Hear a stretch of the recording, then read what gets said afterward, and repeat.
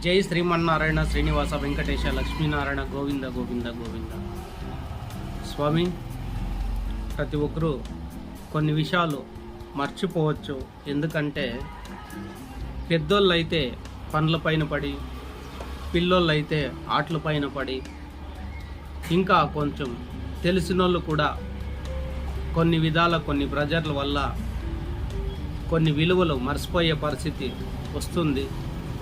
దానికి మరీ గుర్తు చేసే పని ఒకటంటూ ఉంటుంది. ఒక మనిషికి ఏదో ఒక సంకల్పం ఉండాలా. నా సంకల్పం ఏమంటే ప్రతి ఒక్కరికి తెలిసిన విషయమైనా కూడా ఇంకొకసారి తెలియచేసేదే నా పని.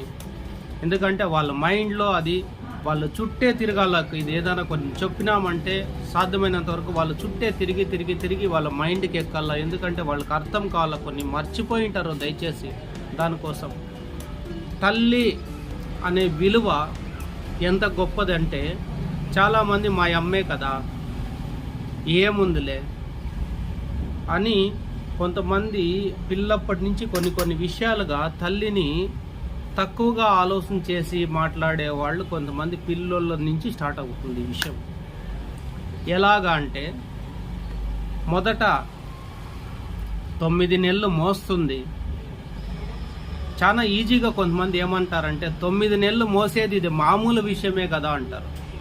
కానీ తల్లి 9 నెలలు మోసేదంటే ఒకటి చెప్తాను చూడండి.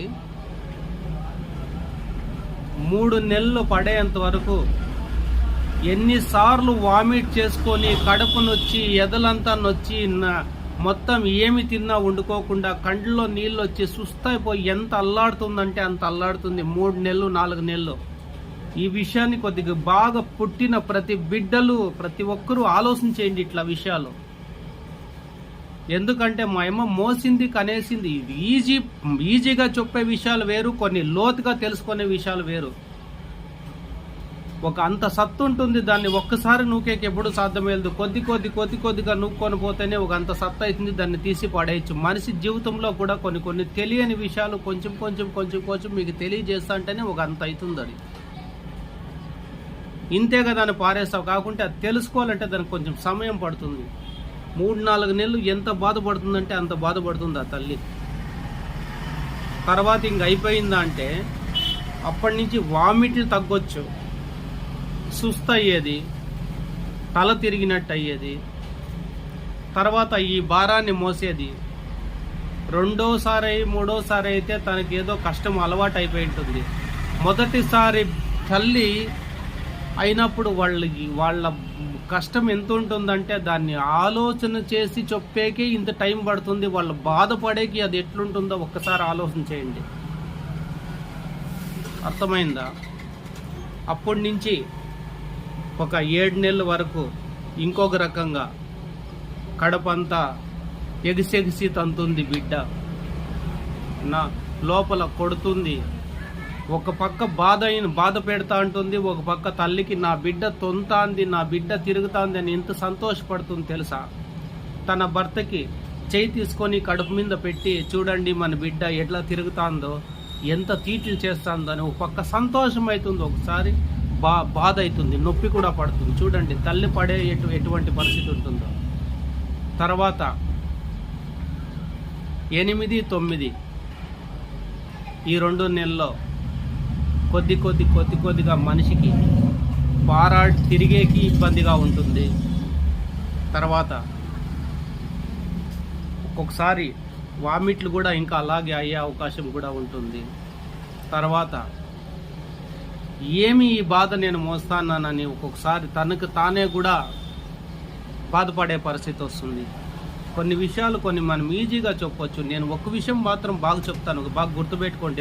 పిల్లలు ఎవరన్నా కూడా 1 కేజీ తూకాన్ని కడుపుకు కట్టుకొని ఒక 2 నెలలు బాగా ఒక్క నెల బాగా దాన్ని తీకోకున్నట్లు మొయ్యండి, తెలుస్తుంది. అప్పుడు తల్లి విలువ తెలుస్తుంది ప్రతి ఒక్కరికి.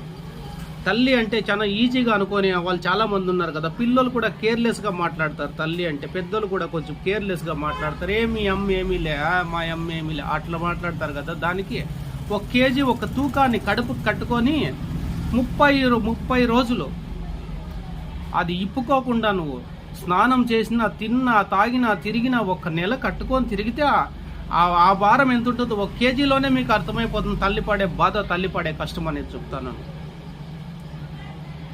అంత చేసి తర్వాత హాస్పిటల్కి పోయి 9 నెలల్లో తను డెలివరీ టైంలో ఆ బిడ్డకి జన్మియాలా, తన భర్తకి ఒక వంశాన్ని ఇయ్యాలా, తన కుటుంబానికి ఒక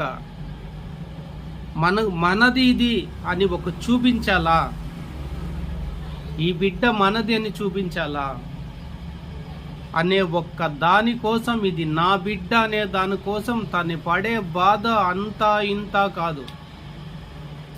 సామాన్యంగా మాటల్లో చెప్పుకోలేనంత బాధ ఉంటుంది ఆ తల్లికి. ఎన్ని బాధలు పడుతుంది తెలుసా డెలివరీ సమయంలో. ఉంటే ఉండొచ్చు, పోతే పోవచ్చు, ఇదే జీవితం. అప్పుడు నాకు బిడ్డ కావాలంటే నేను ఉంటాను, లేకోకుంటే నేను చనిపోతాను. ఈ 2 ఆప్షన్లు పెట్టుకొని అప్పుడు నీకు అంటుంది. కొద్దిగా బాగా ఆలోచించండి. ఇట్లా విషయాలు, కొన్ని విషయాలు నేను వీడియో ఏదైనా చేసినానంటే బిర్యానీ మీరు ముందుకు కొట్టేశారు, ఇంతే కదా అని. అది అంతే కాదు. కొంచెం మొదలు పెట్టినప్పుడు స్టార్టింగ్ నుంచి లాస్ట్ వరకు ఇంటే ఆ నొప్పి ఎంత ఉంటుంది, ఆ బాధ ఎంత ఉంది, దాంట్లో ఉండే రిస్క్ ఎంత ఉంటుంది అర్థం కావాలనే దానికోసమే నేను ఇంత డీప్గా చెప్తా ఉండేది ప్రతి విషయాన్ని. అయిపోతుంది ఏదో కాపాడి, దేవుడు కాపాడి ఎట్లా గట్లా ఒక డెలివరీ అవుతుంది. అది సిజరీన్ అయితే ఇంకొక నరకం, నార్మల్ అయితే అది ఇంకో నరకం. ఇవన్నీ కాక కొన్ని సమయాల్లో ఏదేదో ఇబ్బందులు వస్తాయి. అవన్నీ చెప్పేకి నోరు కూడా రాదు. అటువంటి ఇబ్బందులు వస్తాయి తల్లికి. తర్వాత ఇంత పిల్లని, ఒక చిన్న బిడ్డని 2 చేతుల్లో పట్టుకొని, అంత చిన్న బిడ్డని తనకి పాలు తాగేది నేర్పించి, తనకి కూర్చోబెట్టేది నేర్పించి, తన దేకేది నేర్పించి, ఒక్కొక్కటి నేర్పించుకొని రాత్రి పగలు నిద్ర లేకుండా, భోజనం లేకుండా, ఆకలి కాకుండా, ఒక పక్క వేరే రిస్కులు కూడా ఉండొచ్చు, వేరే టెన్షన్లు కూడా ఉండొచ్చు. అవి అందరూ చెప్పుకోలేరు. అటువంటి పరిస్థితిలో ఉంటే తల్లి అవన్నీ చేసుకొని మీకు 1 సంవత్సరం బిడ్డను చేసే లోపల తను ఏమైంటుందో తెలుసా? ఎట్లా ఉండే మనసైనా కూడా సన్నగా అయిపోయి ఉంటుంది. బాగా గమనించండి. ఎందుకంటే ఆ బిడ్డకి పాలు ఇయ్యాల. ఒకసారి కొన్ని ఇంట్లో భోజనం ఉంటుంది, కొన్ని ఇంట్లో భోజనం ఉండదు. ఒక్కోసారి నిద్ర ఉంటుంది, ఒకసారి నిద్ర ఉండదు. తనకు సపోర్ట్గా కొన్ని చోట్ల ఉంటారు, కొన్ని చోట్ల తనకు సపోర్ట్గా ఉండరు. బిడ్డని ఈడ పండేసుకొని కట్లు పెట్టి పొయ్యి అంటించి అన్నం చేసి పెట్టే వాళ్ళు కూడా చాలామంది ఉండరు. దయచేసి ఆలోచన చేయండి. అలాగే బిడ్డని కట్టుకొని పోయి మేత కోసుకొని వచ్చే తల్లిలు చాలామంది ఉంటారు. జీవాలు మేపుకునే వాళ్ళు ఉంటారు. బిడ్డని పక్కన పెట్టుకోకుండా తన దగ్గరే పెట్టుకొని, తను కట్టేసుకొని, బిడ్డను కూడా తనతో పాటు ఎంత రిస్క్ తీసుకొని ఒక తల్లి చేసే పని అంత చేసిన తర్వాత 1 సంవత్సరం అయినాక, నా బిడ్డకు 1 సంవత్సరం అయిందంటే రంగరంగ వైభవంగా ఉండే దాంట్లో వాళ్ళు పుట్టినరోజు చేసేసి, వాళ్ళని పిలిచి వీళ్ళని పిలిచి అంత చేసి అట్లా ఒక్కొక్క సంవత్సరమే తల అందరికీ నేర్పించుకొని, మీ జీవితం ఎట్లుండాలమ్మా బిడ్డలారా అని చెప్పి ప్రతి ఒక్కటి ఇచ్చేసుకొని వాళ్ళు పెంచుకొని వస్తే, నోట్లో మాట వచ్చినప్పటికీ బిడ్డ ఏమంటుంది తెలుసా? నోట్లో వచ్చిన మాటకే, అమ్మా నువ్వేంటికమ్మా తలకాయ తింటావు, నీకేమమ్మా తెలుసు, అయిపోయా, నీకేమమ్మా తెలుసు అనే ఒక్క మాటతో అయిపోయా విషయం. తనకేమీ తెలియకున్నట్లే మీరు పుట్టినారు. చూడండి, బాగా ఆలోచించండి. అమ్మా నన్ను నువ్వు మాట్లాడొద్దు, ఇదెంత పెద్ద మాట. ఎక్కడి నుంచి వచ్చినావు కొంచెం గమనించినావా? చిన్న బిడ్డలైనా కూడా కొంచెం అర్థం చేసుకోవాలి ఇట్లా విషయాలు. పెద్దోళ్ళైనా కూడా కొంచెం అర్థం చేసుకోవాలి ఇట్లా విషయాలు. తర్వాత ఏమి తలకాయ తింటుందో, ఏమి సతాయిస్తుందో నాకైతే ఉరివే సరిపోదు. అప్పటి నుంచి మొబైల్ స్టార్ట్ అవుతుంది చేతిలో, అప్పటి నుంచి మొబైల్ స్టార్ట్ అవుతుంది పిల్లలకి. బాగా ఆలోచించేయండి. 1 సంవత్సరం లోపలే కూడా స్టార్ట్ అవుతుంది. ఆ మొబైల్ చేతికి ఇస్తారు, కండ్లు వెళ్ళిపోతా ఉంటాయి, నిద్ర ఉండదు, ఆకలి ఉండదు. వాళ్ళ మైండ్ సెట్ ఏమి పనిచేస్తుందో బయట ప్రపంచం అనేది వాళ్ళకి అప్పటి నుంచి ఏది అర్థం కాకుండా అయిపోతుంది. ఓన్లీ ఫోను, గేమ్లో, ఏదన్నా కర్టన్ షోలో, ఏదో వాళ్ళ లోకం వాళ్ళది, ఇలాగ తయారైపోతారు. తర్వాత పెంచి పెద్ద చేసి అంత చేసి ఒక స్కూల్కి ఒక అంగన్వాడికి పంపించి, ఒక స్కూల్కి పంపించి, ఒక కాలేజీకి పంపించి వాళ్ళ జీవితం సరిచేస్తామని అంత బాధపడి చేసే ఆ తల్లికి మొన్న తల్లిని చంపిన బిడ్డ, బంగారు అట్లా బిడ్డలకి ఏదన్నా పెద్ద సన్మానం చేయాల, చిన్న బన్న సన్మానం చేయకూడదు. దాన్ని నమ్మి వచ్చిండే వాడికి ఆ తల్లి పుట్టిండే ఆ బిడ్డకి, వాళ్ళిద్దరికి పెద్ద సన్మానం చేయాలి. ఎందుకంటే తల్లి చాలా ఈజీ కదా, తల్లి అంటే అడ్డం వచ్చింది, అట్లా చేసినారు. తర్వాత ఆ విషయం పక్కపెట్టండి. మీకు మంచి ఉద్యోగం వరకు తీసుకొని పోయి ఏ టైంకి ఏం తింటారు, ఏ టైంకి ఏం పెట్టాలా, ఏ టైంకి ఏం చేయాలా అన్నీ పెట్టి అన్నీ చేసి ఒక సరి చేసి ఒక బ్యాలెన్స్ చేసి లైఫ్లో ఒక మీకు ఉద్యోగం వచ్చేంత వరకు మీ బాధను వాళ్ళ బాధ ఏదో బాధపడి ఏదో రిస్క్ తీసుకొని లాస్ట్కి అన్నీ చేసేసి పాపం మీకు ఒక ఉద్యోగం ఇప్పించేసి తర్వాత మీకు ఒక తోడు ఉండాలనేసి మళ్ళా ఒక తోడుని మీకు జమ చేస్తే ఆ ఫ్యామిలీలో కూడా సేమ్ ఇక్కడి నుంచే రిపీట్ అవుతుంది. ఆమె కూడా ఒక తల్లి అవుతుందన్నమాట, తన కోడలు కూడా. అట్లయి లాస్ట్కి ఇవన్నీ ఈ ఆడోళ్ళు కూడా ఇవన్నీ మర్చిపోయి మీ అమ్మని నేను మాట్లాడను, చూడండి తను స్త్రీనే, ఈయమ్మ స్త్రీనే, ఆమె కనింది, ఈయమ్మ నీకు ఇచ్చి పెళ్లి చేసింది. ఆమెకు మొగుడైనాడు, ఆమెకి కొడుకు అయినాడు. చూడండి పరిస్థితి.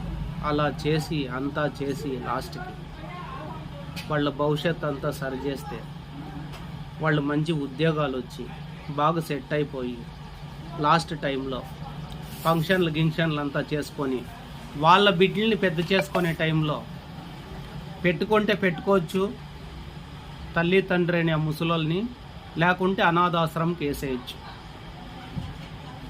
అంతే కదా జరుగుతూ ఉంటుంది ఇప్పుడు. మా ఇంట్లో మాకు బరువు ఎందుకు, మా పని అయిపోయింది, మా టార్గెట్ అయిపోయింది, ఒక అనాథాశ్రమంకి వేసేస్తే ఆడేడో పడింటారు, కాకుంటే నెలకింత అని కట్టేస్తాము, లేదంటే ఏదన్నా ప్రైవేట్ ఉంటాయి కదా మామూలుగా ఏమి డబ్బులు కట్టుకుండేవి, దాంట్లోకి పంపించేద్దాము, ఇట్లా ఆలోచన చేసే విధానాలు ఇంకా కొంతమంది. తర్వాత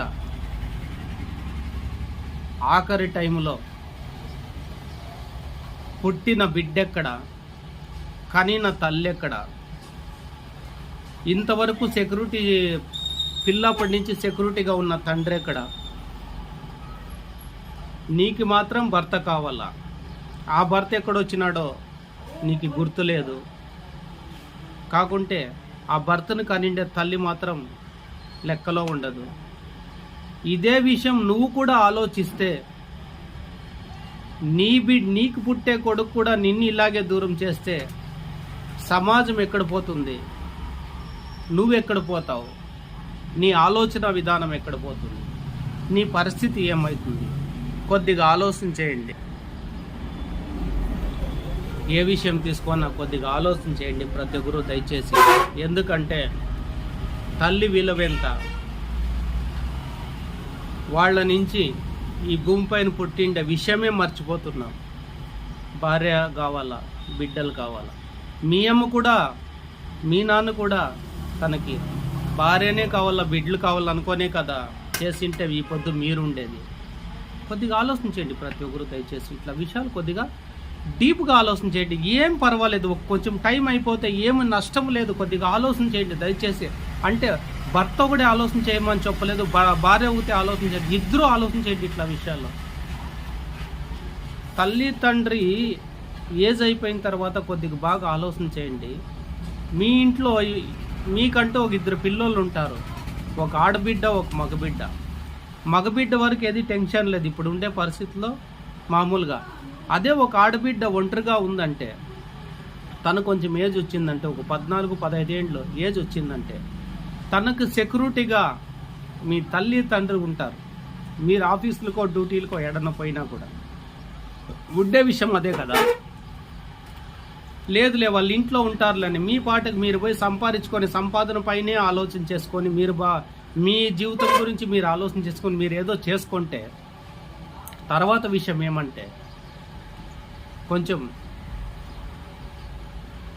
మనసు పెట్టి ఆలోచన చేయండి. అదేమో అయిపోతుంది సరే, తర్వాత పరిస్థితి వాళ్ళైనా ఒకటే వీళ్ళైనా ఒకటే కదా. వాళ్ళు ఎంతగా కాపాడుకుంటారు ఆ బిడ్డల్ని, నా మనుమరాలు నా మనుముడు వాళ్ళు లేకోకుండా మా పిల్లోళ్ళే ఉంటారని అనుకుంటారు చూడు, అప్పుడు రాంగ్ స్టెప్పులు అప్పుడే స్టార్ట్ అయ్యేది.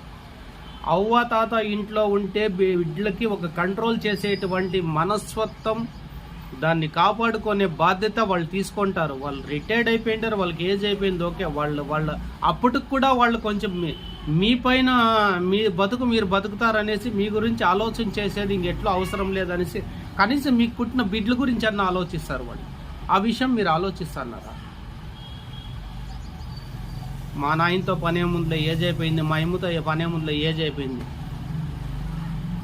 వాళ్ళు అంత నుంచి ఇంతవరకు తీసుకొని వచ్చింటారు ఒక తల్లి తండ్రి. కొద్దిగా ఆలోచన చేయండి. జీవితంలో మనం ఏం కోల్పోతున్నాం, ఏం పోగొట్టుకున్నాం, మన ఆచారాలేమి, మన సాంప్రదాయాలేమి, మనం ఎందుకున్నాం, తల్లిదండ్రుల నుంచి మనం ఏం తెలుసుకుంటున్నాం, తల్లి నుంచి ఏం తెలుసుకుంటున్నాం, తండ్రి నుంచి ఏం తెలుసుకుంటున్నాం. తల్లి తండ్రి లేని వాళ్ళకి తెలుసు ఈ బాధ ఎంత ఉంటుందో.